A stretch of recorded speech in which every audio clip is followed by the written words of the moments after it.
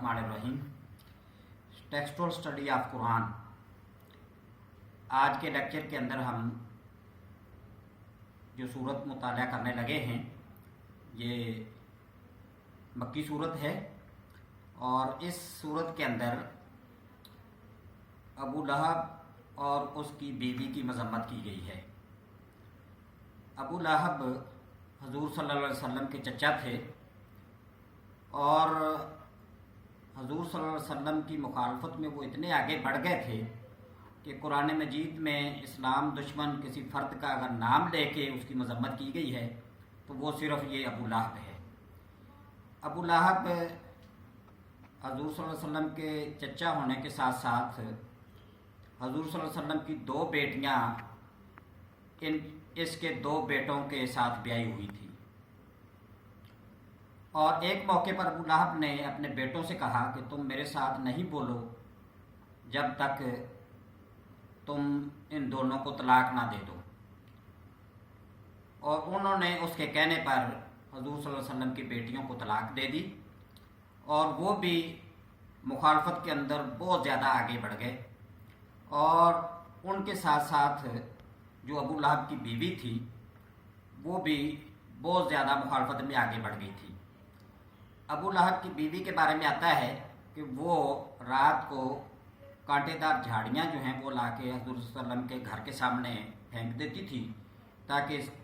जब सुबह आप या आपके घर वाले घर से बाहर निकलें तो उनको कांटे चुभ जाएं। अबू लहब हज़रत सल्लल्लाहु अलैहि वसल्लम के पड़ोस में रहता था और वो मुख्तलिफ़ तरीक़ों से खुद और उसकी बीवी और उसके बेटे वो हज़रत सल्लल्लाहु अलैहि वसल्लम और आपके घराने के दूसरे अफराद को मुख्तलिफ़ तरीक़ों से परेशान करते रहते थे। तो ये सूरत जो है इसके अंदर ये अबू लहब की, जिसका असल नाम अब्दुल उज़्ज़ा है और ये एक मुशरकाना नाम है और इसका नाम लेकर कुरान पाक में अब्दुल उज़्ज़ा का नाम लेने की बजाय अबू लहब जो है कहा गया। अभी लहब जो है वो शोले को कहते हैं और अबू लहब जो है उसका रंग सुर्ख सफ़ेद था, शोले की तरह चमकता हुआ, तो इस वजह से अबू लहब के नाम से कुरान पाक के अंदर इसको पुकारा गया है। सूरत का आगाज़ किस तरह से हो रहा है? औज़ु बिल्लाहि मिनश शैतानिर रजीम, बिस्मिल्लाहिर्रहमानिर रहीम। तब्बत यदा अबी लहबिन व तब, मा अगना अन्हु मालुहु व मा कसब, सयस्ला नारन ज़ात लहबिन व इम्राअतुहु हम्मालतल हतब, फी जीदिहा हब्लुम मिन मसद। अब हम इसके तर्जमे पे गौर करते हैं। तर्जमा कुछ इस तरह से है, टूट गए दोनों हाथ अबू लहब के और वो नामुराद हो गया।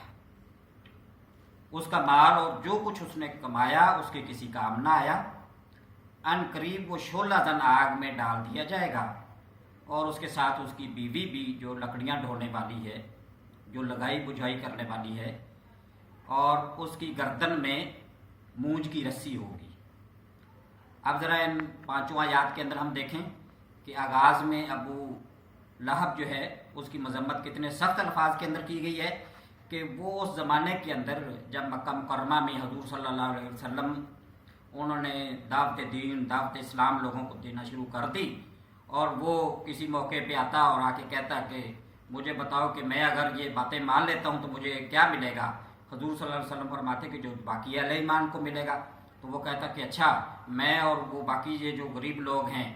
जो आपके साथ चलने वाले बराबर हो गए। और वो फिर बड़े बुरे अल्फाज के साथ बातें करता और कभी जो है उनका कोई बेटा आ जाता, वो आपको किसी दूसरे तरीके से परेशान करता। उसकी बीवी जो है वो आपके घर के आगे कांटेदार झाड़ियाँ जो वो फेंक जाती, या यह है कि वो लोगों के साथ मुख्तलिफ बातें जो है वो आपकी मुखालफत में करती रहती थी और वो बड़ी बढ़ चढ़ के इस काम के अंदर हिस्सा लेती थी। तो ये इसके अंदर ये कहा गया कि अबू लहब जो है अल्लाह ताला उसके बारे में फरमाया गया कि अबू लहब जो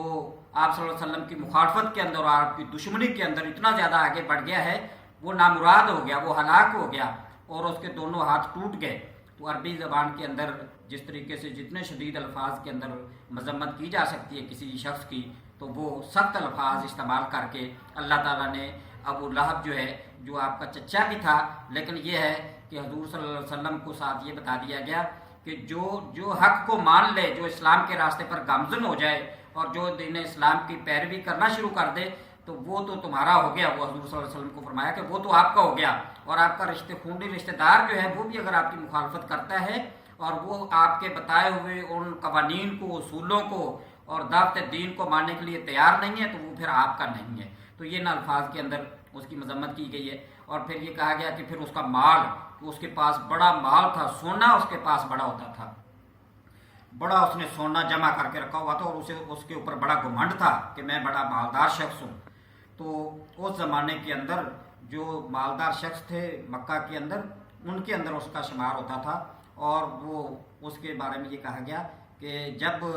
اس کے ساتھ یہ سلوک ہونے والا ہے تو اب اس کا جو مال ہے اور جو کچھ اس نے کمایا ہے تو وہ سمجھتا تھا کہ میری اس معاشرے کے اندر بڑی عزت ہے اور میں بڑا جو حشمت والا ہوں، میں بڑی عزت و احترام والا معاشرے کے اندر، تو وہ سارا کچھ اس کے کسی کام نہ آیا۔ اور پھر آگے یہ فرمایا کہ عنقریب اس کو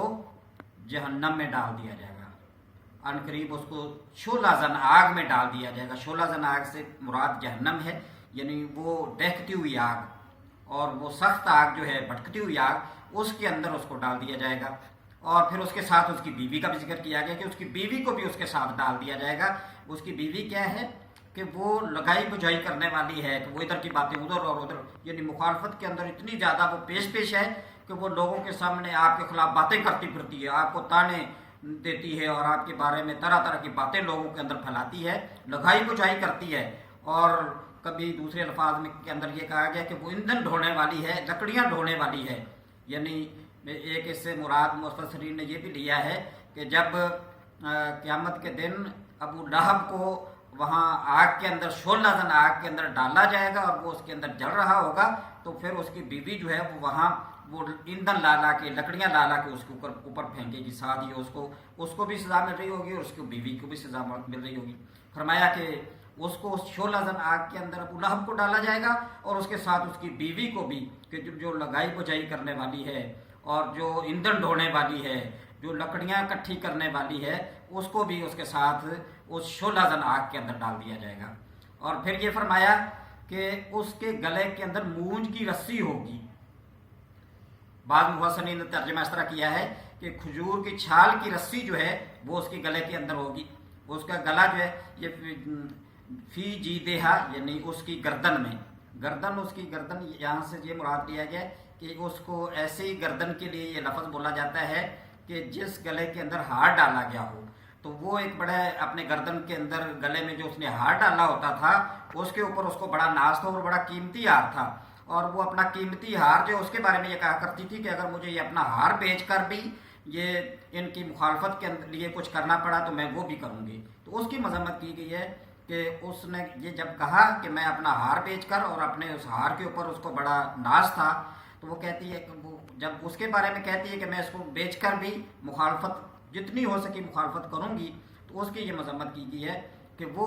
جو اس کی گردن ہے یا جس کا جو وہ ہار ہے جس کے اوپر اس کو گھمنڈ ہے یا جس کا وہ تذکرہ کرتی ہے، جس کے قیمتی ہونے پر اس کو بڑا فخر ہے، تو اس گردن کے اندر کیا ہوگا؟ پھر اس دن اس کے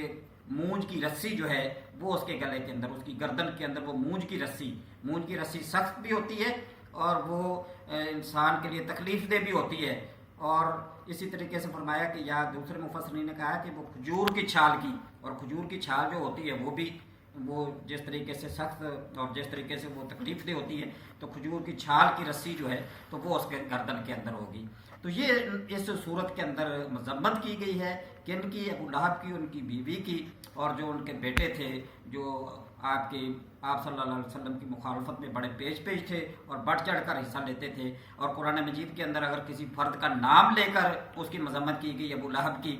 تو وہ صرف ایک شخص ہے۔ اسلام دشمن جتنے بھی بہت سارے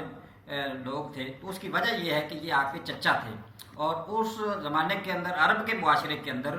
جو خاندان کے لوگ ہوتے تھے وہ اپنے خاندان کے لوگوں کی حمایت کرتے تھے۔ تو یہی ہم دیکھتے ہیں کہ بنو ہاشم قبیلہ جو ہے ان کے زیادہ تر لوگ جو ہیں جو ابھی اسلام نہیں بھی لائے تھے، لیکن وہ حضور نبی کرم صلی اللہ علیہ وسلم کی اتنی زیادہ مخالفت نہیں کرتے تھے،